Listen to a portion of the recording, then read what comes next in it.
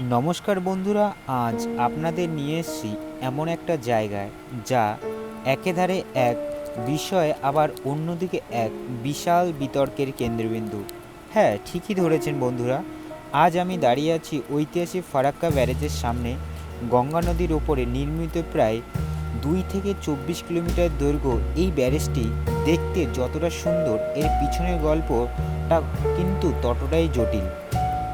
আজকে এর পিছনে ইতিহাসে কি এবং বর্তমানে এটি আমাদের জন্য কতটা গুরুত্বপূর্ণ, পুরো ভিডিওটা শেষ পর্যন্ত দেখুন, কারণ অনেক অজানা তথ্য আজ আপনাদের সামনে আমি তুলে ধরছি। ভিডিওটা একবারে প্রথম থেকে শেষ পর্যন্ত দেখবে।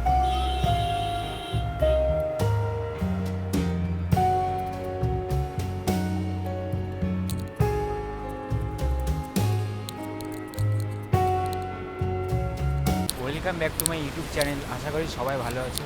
তো নতুন একটা ব্লগে তোমাদের স্বাগত জানাই। আমি এখন বর্তমানে আছি ফারাক্কা ব্যারেজের একবারে পুরোপুরি সামনে, আর আমি তোমাদের ফারাক্কা ব্রিজটা পুরোপুরি দেখিয়ে দিচ্ছি। দেখো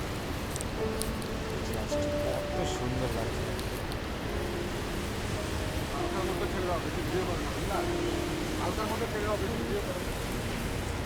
দারুণ লাগছে, দারুণ।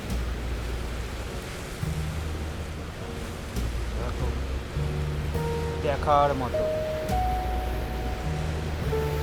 আর ওই দিকটা চলে গেছে বাংলাদেশের দিকে, আর ওই দিকটা চলে গেছে ঝাড়খণ্ডের দিকে।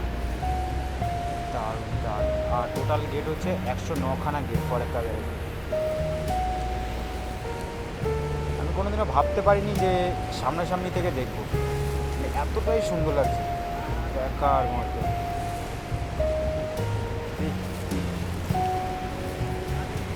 জীবনে সত্যি আশা করিনি যে এত সামনাসামনি আমি দেখতে পাবো। সত্যি কথা বলতে এতদিন আমি দেখেছি ট্রেন লাইনের উপর থেকে দেখেছি, আর আজকে আমি পুরোপুরি সামনে থেকে দেখছি। দেখো, দারুণ লাগছে, দারুণ।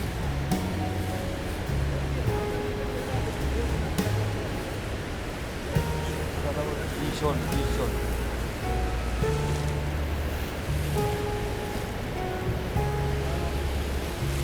এটা দেখো, তো সুন্দর।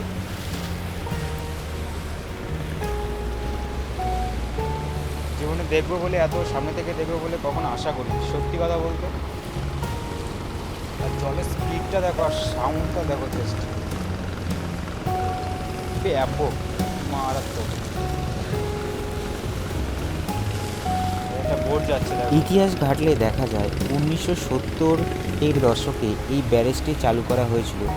কিন্তু কেন তৈরি করা হয়েছিল, এটি মূল উদ্দেশ্য ছিল অত্যন্ত পরিষ্কার: কলকাতা বন্দরকে বাঁচানো।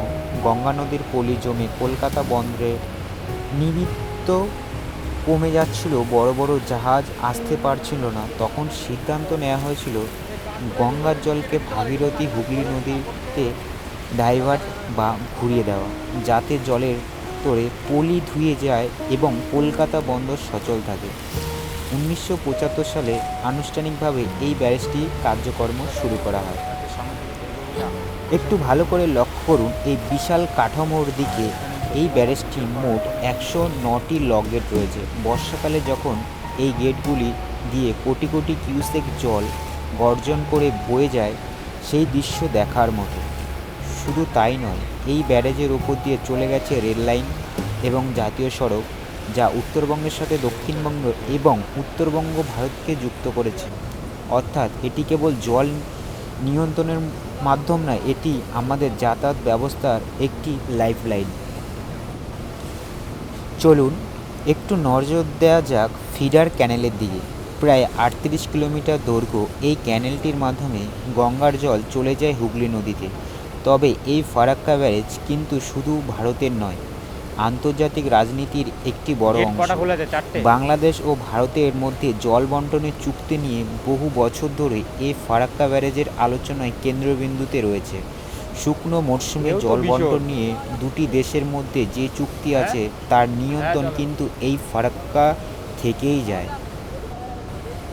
এই ব্যারেজের কারণে গঙ্গার স্বাভাবিক গতিপথ কিছু ব্যাহত হয়েছে। উজানের দিকে পলি জমে নদীর তলদেশে উঁচু হয়ে যায়, যার ফলে বিহার বা মালদার কিছু এলাকায় বন্যার প্রকোপ বাড়ে।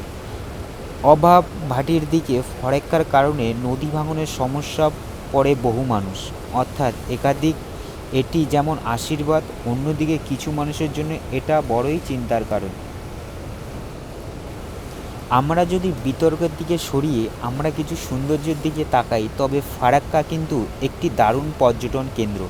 বিশেষ করে শীতকালে এখানে দূর দূরান্ত থেকে পরিযায়ী পাখিরা আসে। স্থানীয় মানুষ এবং পর্যটকরা এখানে এসে গঙ্গার হাওয়া আর সূর্যাস্ত মনোরম দৃশ্য উপভোগ করেন।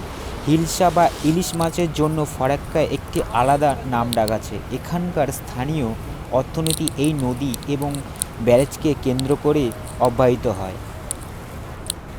এই ফারাক্কা ব্যারেজের সম্বন্ধে যদি আরও একটু কিছু বলতে চাই, প্রাকৃতিকের উপরে মানুষের তৈরি এই বিশাল দেওয়াল আমাদের অনেক কিছু দিয়েছে, আবার কিছু কেড়েও নিয়েছে।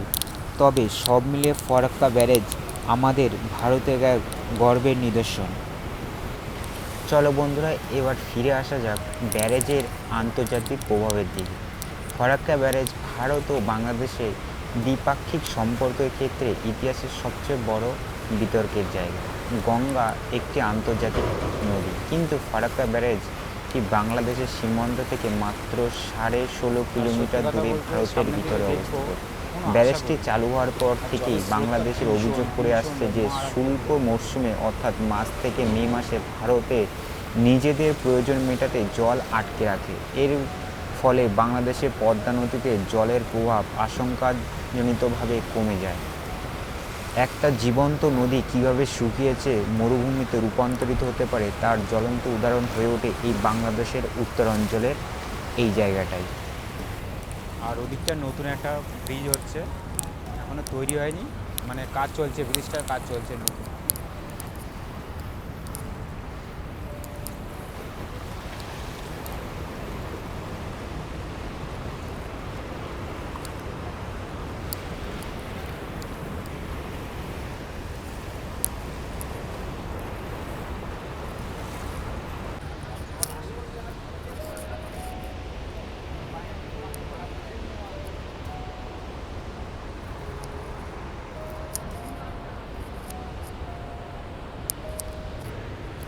তো ভিডিওটা আমি এখানেই শেষ করলাম। ভিডিওটা কেমন লাগলো তোমরা অবশ্যই আমাকে কমেন্ট করে জানাবে। আর আমি কোনোদিনও এত সামনে থেকে ফারাক্কা ব্রিজের ব্যারেজ জল যে আসছে কোনোদিনও নিজের চোখে দেখিনি। তো ভিডিওটা তোমাদের ভালো লাগলে like, comment, share and subscribe করে দেবে।